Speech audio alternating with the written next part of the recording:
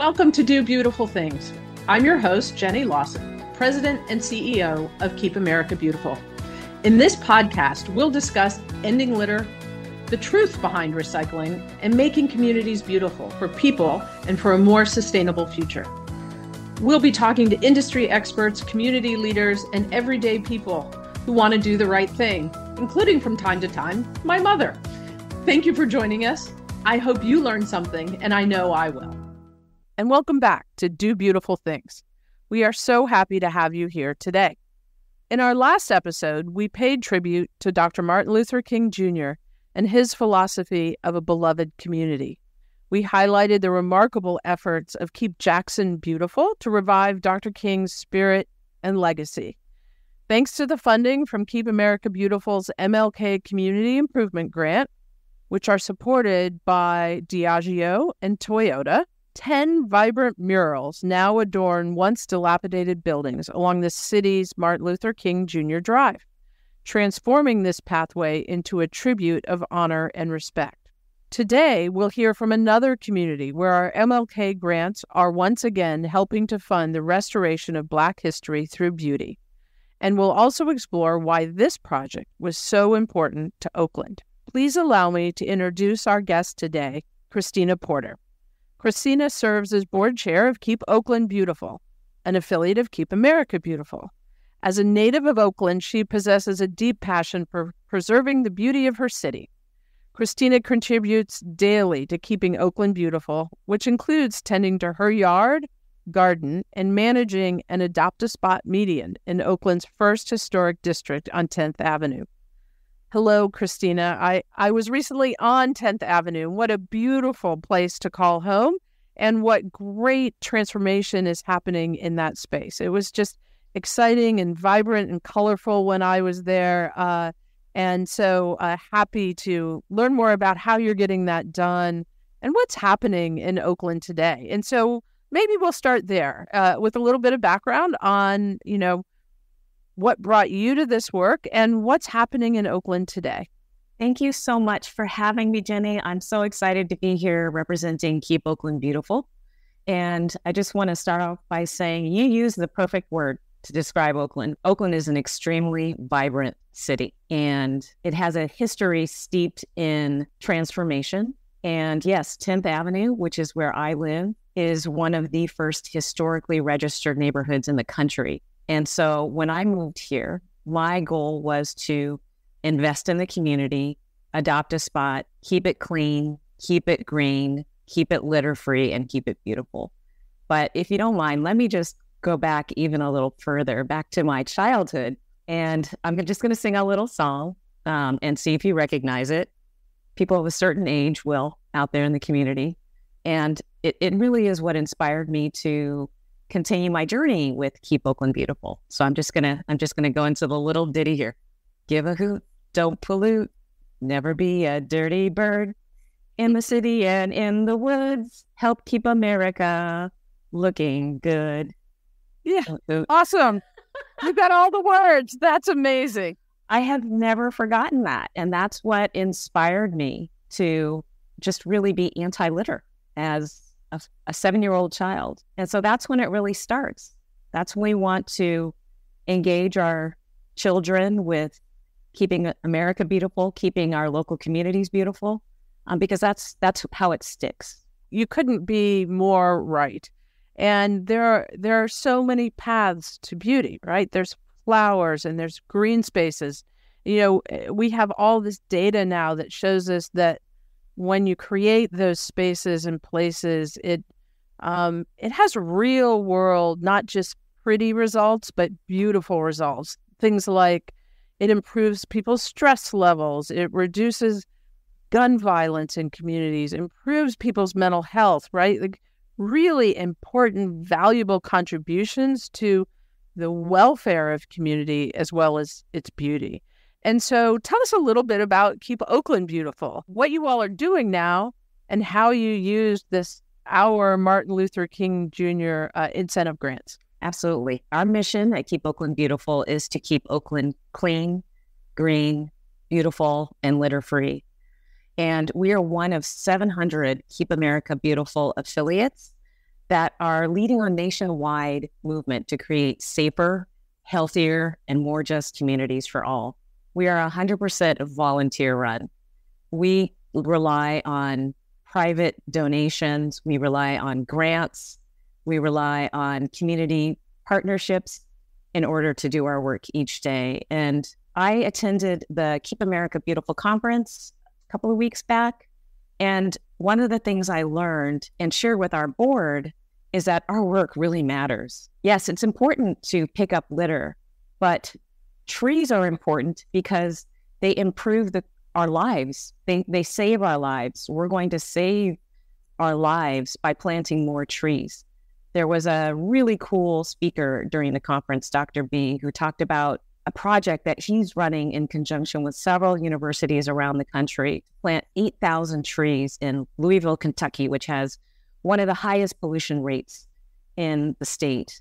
And they're measuring health outcomes. They're measuring whether these trees reduce stress, reduce the clogging of arteries. These are like real world applications. So yes, cleaning up trash and debris and other things are important for the means of improving our lives and saving lives. Absolutely. I think that's Dr. Bhatnagar. And it really was. He's a cardiologist, and the work he was doing to connect tree planting to better cardiac health for communities.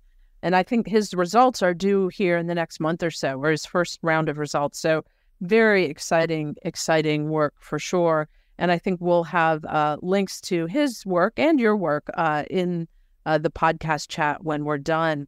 So tell us a little bit about your path. So what did you do with that MLK grant? And maybe how did you end up with a mural as what you chose to do? We applied for the MLK grant in 2023. And to be honest, we didn't know exactly what we were going to do with the money at the time, which I think is an important takeaway for others who are considering applying and not necessarily having a full project already planned. We decided to do a mural because murals transform communities.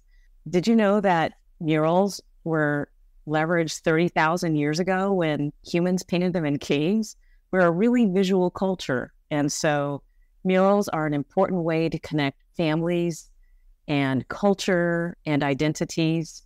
And so as the year progressed, we decided we wanted to make an investment in a mural. They're enduring and they're accessible. And they show communities that someone out there cares about them.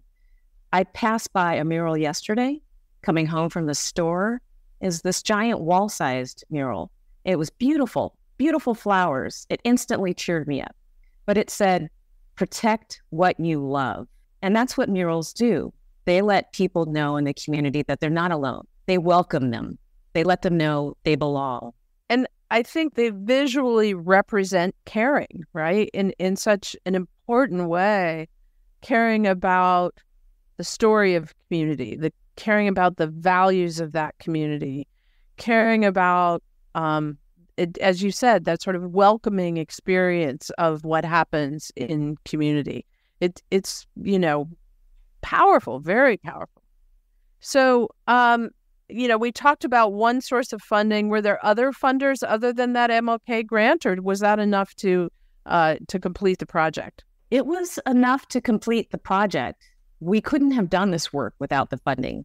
As I mentioned, we're a 100% volunteer-run organization, and we applied for the grant, and this money was used to pay the artists who painted the mural, but they also needed specialized equipment to install it because it's a wall-sized mural. We wanted to make sure they were able to safely get to every corner of the building. And then there's the cost of paint. And even before a drop of paint was spilt, we had to bring in one of our partner organizations to clean and prepare the entire space, the wall itself, as well as around the mural. What did the community think as you got to work on this project? Yeah, that's such a great question. And one of the things we learned as we decided we were going to move forward with the mural and identified where we wanted to have it be shared was that you need to engage the community. It's one thing to go in and do the work, but it's another experience altogether, a much richer and meaningful experience to engage with the community and ask them what they want. They have the answers. And oftentimes what they need is the funding in order to get it done. And so engaging with the community allowed us to iterate on what the mural should look like and make it more relevant and meaningful to them. I can imagine living in that neighborhood, and you walk by and there's all people scrubbing the walls and laying out the materials that are necessary to build a mural. And just the experience of watching it go up and standing there with your neighbor and talking to them about what they think, and, you know, maybe engaging local public officials.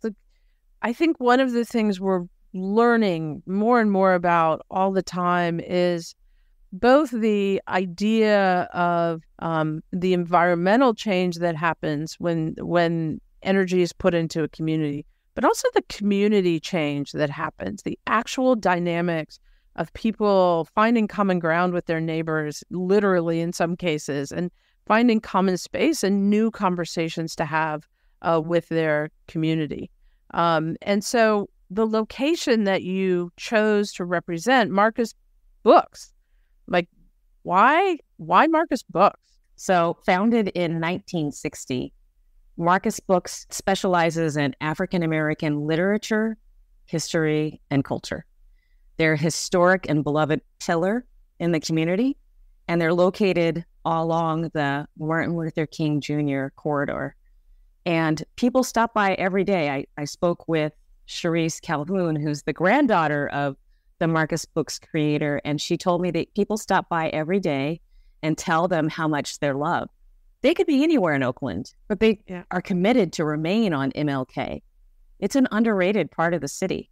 And a powerful, again, connection to the history and roots of the city and of the MLK Boulevard and what they represent in so many communities, not just Oakland, right? Like it represents, in many communities, a point of transition into much more diversity, both economically and demographically, right? That really the opportunity for MLK Boulevards, like the man himself, to create bridges and pathways to each other in new ways. So it's very exciting.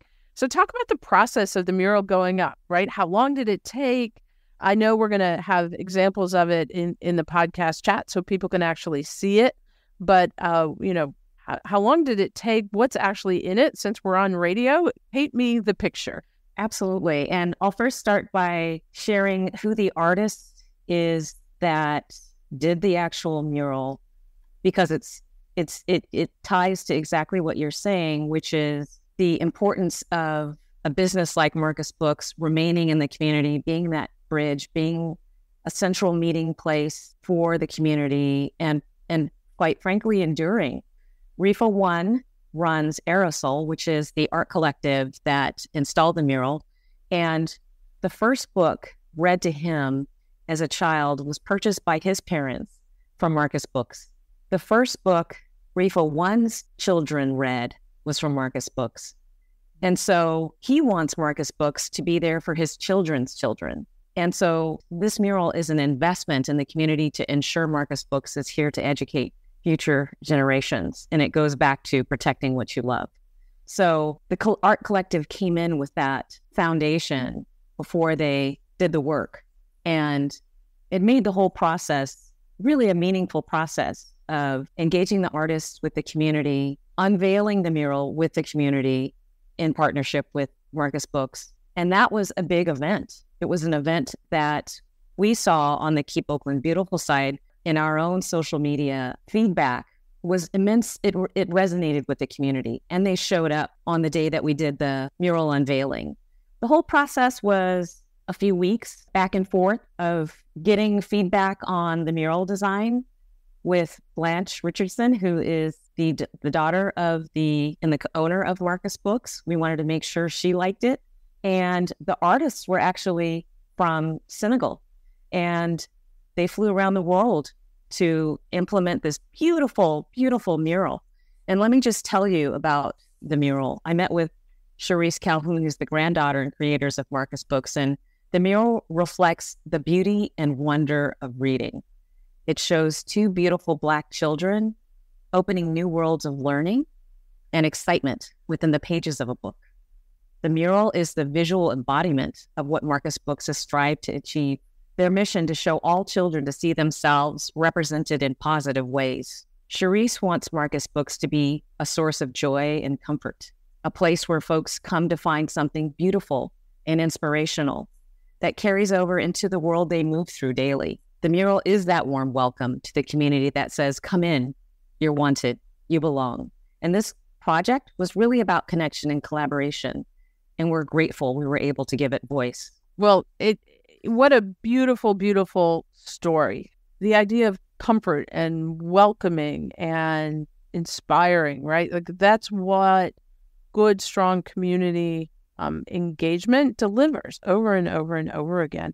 But were there challenges? I mean, it sounds like a pretty easy, straightforward process, but my guess is things were happening. I think we probably made it look easier than it was, but I would say it wasn't hard. But I do want to share the kind of the 4-step process that we used. So step 1, apply for funding. We couldn't have done this project without funding. The MLK grants are open until March 8th. So if you haven't applied, you still have time. Apply. Step 2, it's okay to start small. Last year, we just did a cleanup along the MLK corridor. This year, we partnered with multiple community organizations and agencies to perform a much larger cleanup, beautification event, and a public mural. Step 3, don't go it alone. Partner with others. We collaborated with Clean California, Toyota, Caltrans, Urban Compassion Project, Waste Management, and others to showcase cleanup and beautification events preceding our formal mural unveiling. Oakland Technical High School students showed up. Somehow, word got out to the other side of San Francisco, and high school students from Marin County showed up to help. This is our youth. This is our future. Together, about 100 ordinary citizens picked up almost 2 tons of litter.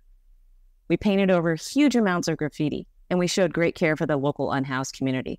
And then the next day, we reconvened and unveiled the public mural in community with Marcus Books. This was the largest project in our recent history. We wouldn't have accomplished this without our amazing regional director at Keep America Beautiful. Gabby Pola was there for us every step of the way. She brought Clean CA, Toyota, Caltrans, and the local media to the table.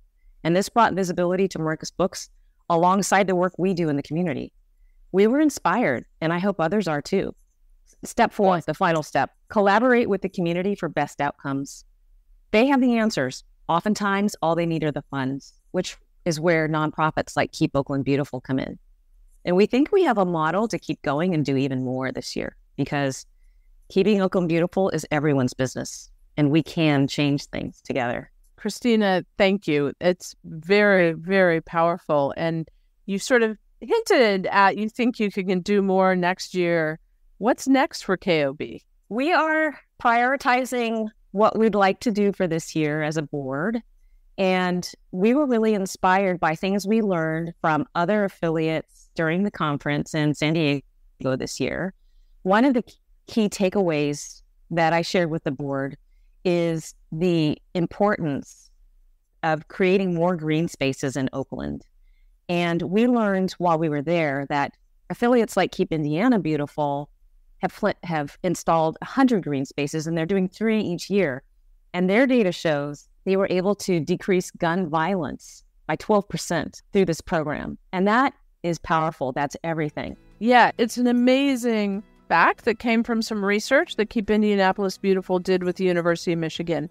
And I think the power of that rigorous research is it gives people a pathway to do not only beautiful things, but important and meaningful things for the health of their community. You said it.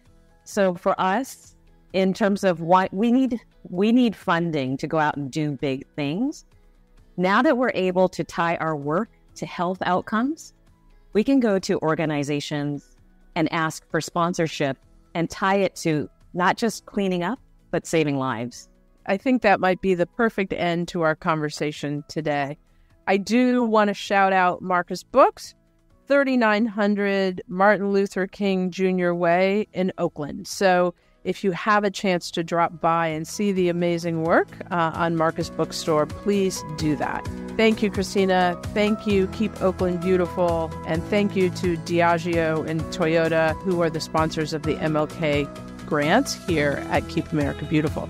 And as Christina said, and a great plug, those grants are still open for new rounds of funding. You do not need to be a Keep America Beautiful affiliate to apply for this final round of those grants. You can do so on the Keep America Beautiful website at kab.org until March 8th. So we hope you'll have a look. It's not too demanding of an application, and we welcome your interest in the program. In our next episode, we'll be sitting down with Oakland's Deputy Mayor, Dr. Kimberly Mayfield, to discuss the city's initiatives to keep their community clean and green. So don't forget to hit that subscribe button for Do Beautiful Things and ensure that you stay in the loop for our upcoming episodes. Thank you for being with us today. Until next time, take care, stay informed, and let's keep doing beautiful things together. See you in the next episode.